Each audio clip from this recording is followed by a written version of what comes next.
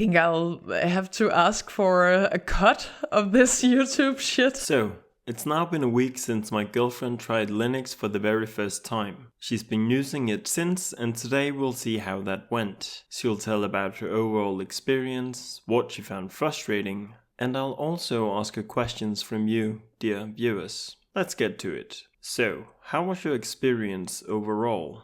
It was like okay. Of course, because I'm not very tech advanced. So maybe I think these are one of the things where I have to have tried it more to really get into it and to know all the functions and stuff like that. But I think that overall it is nice and it has like a lot of the same functions that I'm used to using. But it kind of, not in the aesthetics, but it kind of reminds me of when I used like a non-Mac laptop before. In some of the functions. So like a Windows computer? Like a Windows computer, yes. Yeah, I think that's been like overall my experience. It has what I need, but some of the things I have to get used to doing it in a different way and that it looks in a different way than I'm used to. And I don't know why, but it kind of, for me, it looks more old and not as aesthetic in a way, but I guess for what I'll have to use it for, it's okay, it's adequate. Yeah. Do you look forward to using your Mac now? I think I look forward to it in a way that before it didn't really work and it was terribly slow and yeah, it just was annoyed with it, and now it's like functioning again.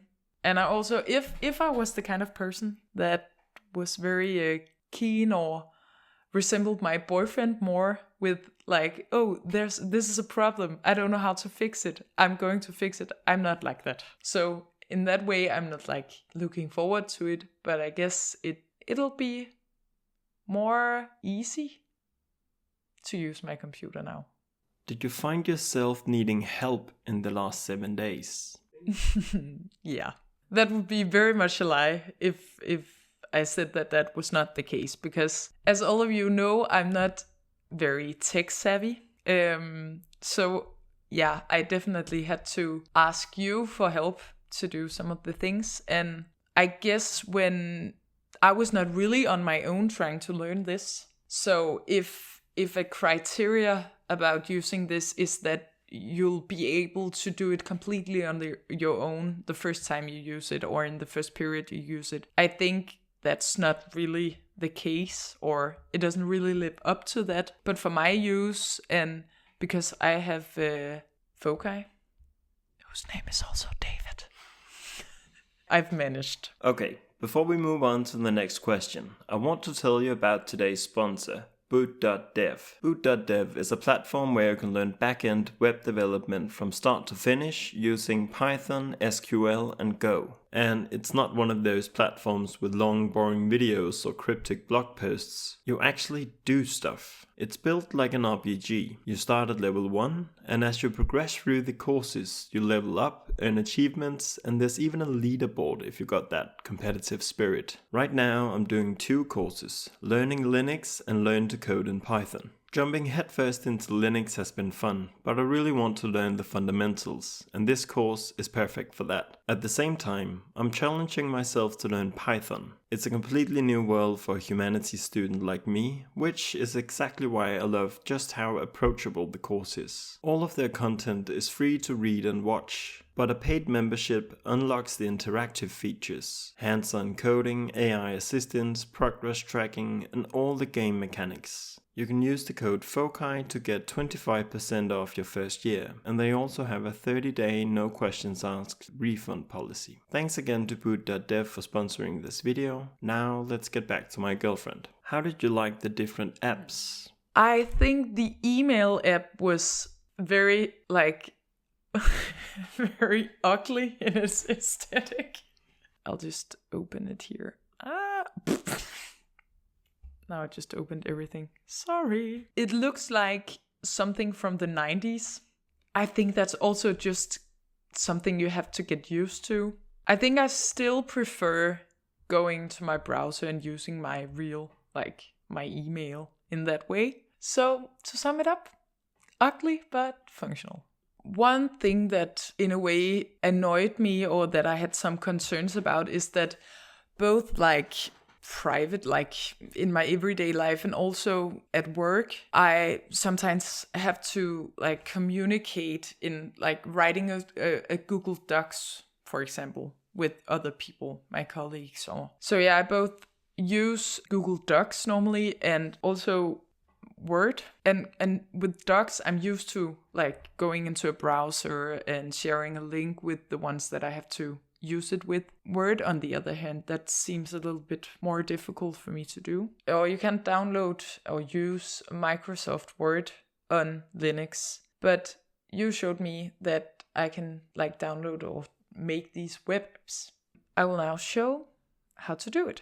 So in these web apps, you just click add here, and then you fill out your name and the description, and you put in the website address, and then you just press OK. And I've added one for OneDrive. It looks like this. It works, but I guess that it really much depends on the speed of your internet, because you can't really use it if you're not connected to Wi-Fi or any other, I don't know what the terms are. Internet. And last time I tried this KDE Connect app system instead of AirDrop, and I don't know, I didn't really find it as useful or nice as I wanted, and I'm a picky girl. So instead, David showed me the thing that's called Local Send. And yeah, then I can receive and send pictures and videos and stuff like that. The only downside though, if you compare it with the AirDrop, is that you have to be on the same local network. In AirDrop, you can just use it everywhere. What has frustrated you the most in this experiment? I think the first thing was that the camera was not functioning. At my work, I have to make Zoom calls or Teams calls. David tried to install it, and that didn't work. And he also like asked for help elsewhere from people with more expertise than him, and it still didn't work. The fact that it's that difficult that not even Fokai himself can fix it, that's kind of a... Secondly, I was not able to use iMessage, and as a tech girl like me, not a tech girl, I like to communicate with my friends. That was annoying. Third, it was kind of annoying that the what is it called? Sound canceling function does not work. I have a lot of days where I work from home, and when David is doing all of his stuff, it's kind of nice that I normally can just block out sound, and that's not possible. One little thing is that the force touch function does not work on Linux. And then there is the thing that normally on my Mac, I can just like get a quick preview of my PDF, for example, by pressing the spacebar. It doesn't show it doesn't show me the PDF. And then there is the fact that screenshots are easier on Mac, like the normal one, where I just have this, Shift Command 4. On my list was also that I cannot Spotlight search in Linux. I have to like do this and then search.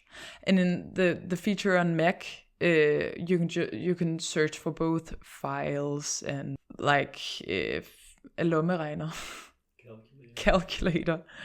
Yeah, I don't know. It's both that I have to get used to it and that the feature is not there. Okay, let's now turn to some questions from you viewers. Here we have a question from Myrek. Which habits from your previous operating system bothered you the most when using Linux for an extended period of time? I guess that would be the things I just spoke of, like the copy paste muscle memory function, and also the thing about screenshots, like the small things that you're used to doing in another way and that your body kind of have stored. You don't really have to unlearn that. Does your computer seem more responsive with Linux? Yeah, in a way. I think there was also some glitches, but like overall, yes, it seems more responsive. I'm not very experienced in this field or anything like that. I don't really know whether it would be, or whether this Linux update is more fast or fast responding than a newer Mac OS system. Were there any missing apps or massive bugs that she experienced during the switch? Yeah, it was very annoying with the camera not working and also with Word. I think that was kind of annoying.